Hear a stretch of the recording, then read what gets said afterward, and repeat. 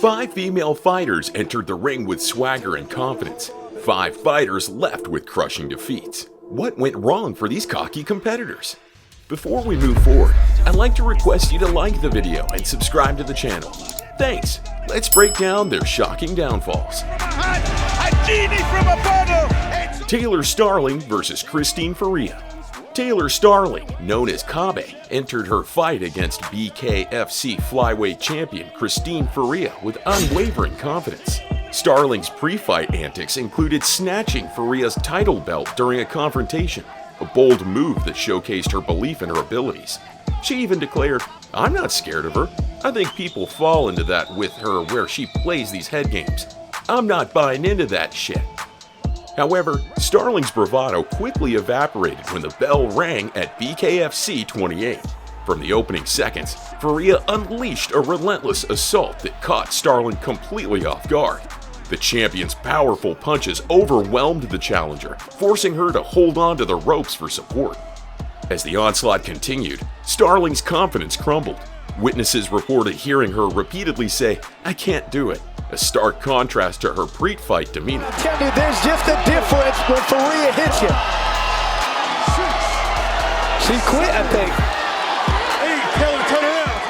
Just 47 seconds into the bout, Starling verbally submitted, unable to withstand Faria's devastating attacks any longer. This lightning-fast defeat exposed the dangers of underestimating an opponent, especially one as skilled as Christine Faria.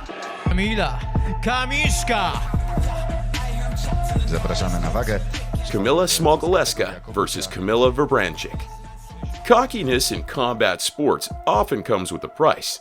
For Camila Smesa, the price was about to be paid in full. Known as Zeusy in the fighting world, Smesa had gained a reputation for her disrespectful behavior towards opponents, often mocking their physical attributes. Her match against Vranic would prove to be a turning point, showcasing the dangers of underestimating an opponent. Before the fight, Smogoleska's cocky pre-fight antics were on full display. She taunted Vranic for her smaller stature, clearly believing that her own physical advantages would lead to an easy victory. This display of overconfidence set the stage for what would become a humbling experience for the outspoken fighter. As the match began, Vranic initially struggled to find her footing. However, she quickly regained control, demonstrating a level of skill that Smogoleska had clearly not anticipated. Vranic began landing significant strikes, shifting the momentum of the fight in her favor. Her tactical approach was methodical, capitalizing on Smogoleska's overconfidence and ability to adapt to the changing dynamics of the match. The turning point came when Vranic executed a successful takedown. This move caught Smogoleska off guard, exposing her lack of preparation for ground combat. Vranic swiftly transitioned to a chokehold, using her technical skills to neutralize Smogoleska's physical advantages. As the chokehold tightened, the reality of the situation began to dawn on Smogoleska. Trapped in Vranic's grip, Smogoleska's earlier bravado quickly evaporated. The fighter who had been so vocal before the match now found herself unable to escape, her confidence replaced by the realization that she had severely underestimated her opponent. The chokehold proved to be the decisive factor, leading to Smogoleska's defeat and serving as a stark reminder of the importance of respecting one's opponent in martial arts. Ale sponiewierana w tej rundzie. Nie były górnolotne opinie. Koniec! Kotlarova versus Labova.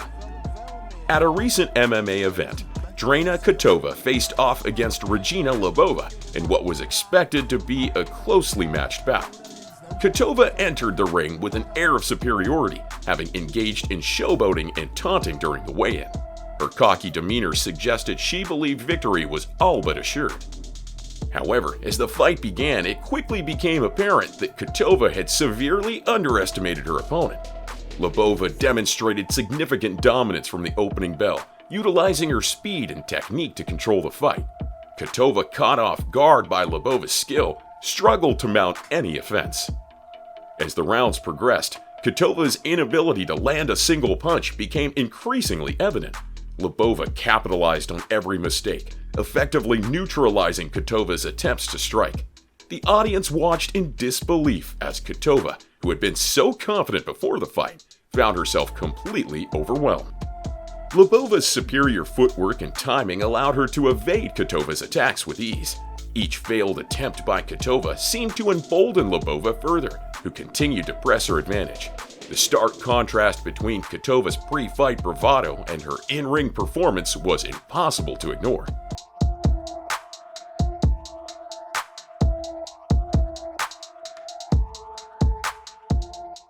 Before we move forward, I would request you to like the video and subscribe to the channel.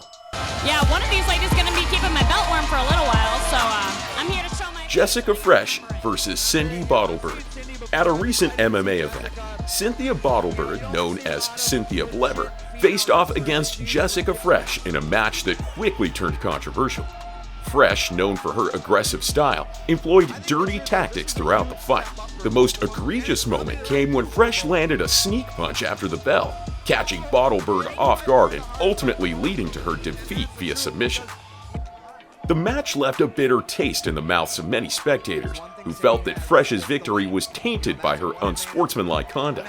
However, the story didn't end there. In an unexpected turn of events, Lindsay Wonder Woman Williams stepped up to challenge Fresh, motivated by a desire to restore justice and avenge her fellow fighter. As Williams and Fresh squared off in the ring, the atmosphere was charged with anticipation. From the opening bell, Williams demonstrated superior skill and resilience. She effectively countered Fresh's aggressive tactics, showcasing a level of technique that Fresh struggled to match. The fight reached its climax when Williams managed to secure a chokehold on Fresh.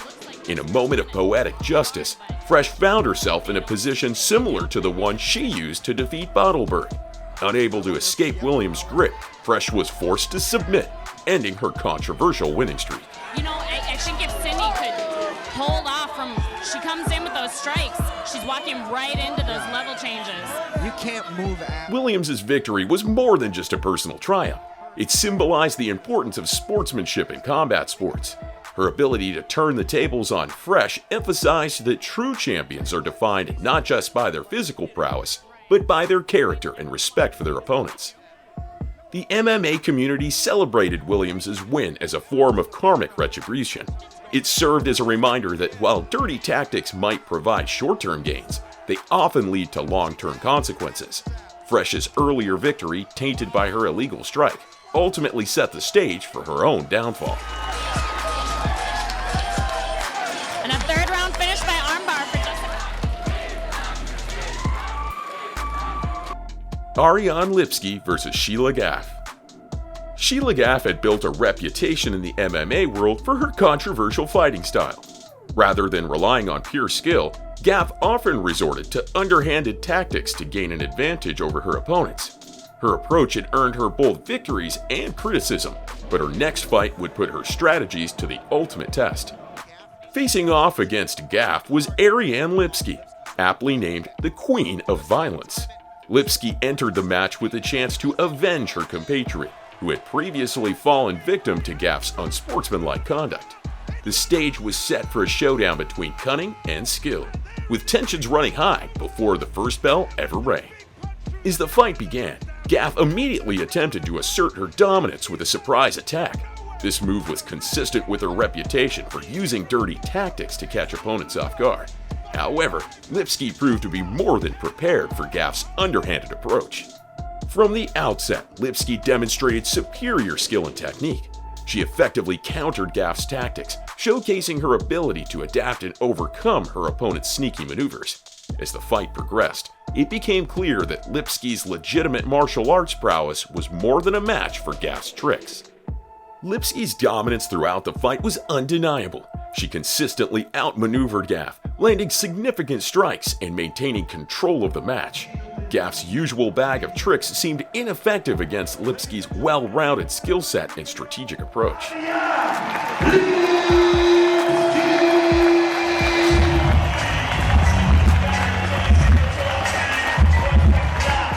As the fight neared its conclusion, the tables had completely turned on Gaff. The fighter who entered the ring with confidence in her underhanded strategies now found herself overwhelmed and outmatched. In a dramatic reversal of fortune, Gaff was reduced to begging for mercy, a stark contrast to her initial aggressive approach.